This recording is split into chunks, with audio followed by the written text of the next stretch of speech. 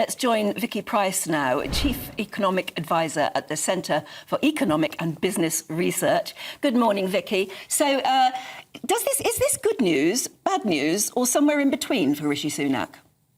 It's not good news if the economy isn't growing. And by the way, I've just been listening to your puzzles. I have to say that economics right now sounds a little bit more, a little bit easier than perhaps solving some of the puzzles you've got there, in the sense that at least we got some data which is telling us that nothing very much is happening. So we're flatlining.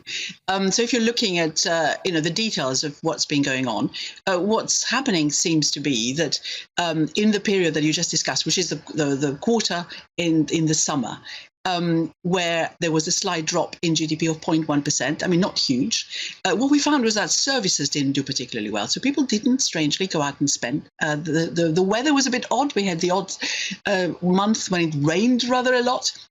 So people either didn't go out, they didn't go out and buy any clothes. They had gone on holiday, of course, in a big way. But overall, they didn't spend very much, at least not as much as perhaps had been expected. The result is a small decline in GDP. But the more worrying fact is, as you suggested, that in the previous quarter, there was just no growth at all. There had been an early calculation that suggested there was an increase of 0.2%, at least some growth. And you remember at the time, we were hearing from the Chancellor that, yes, look, we're growing, whereas Europe is suffering. But actually, that's now been revised to zero. So we're not doing particularly better than anyone else. And the worry is what's going to happen next. And that's why people are concerned that if there is another revision, even a slight revision from the data that we got at present, we might find that, in fact, over the last couple of quarters, we were in recession already. And that's a concern.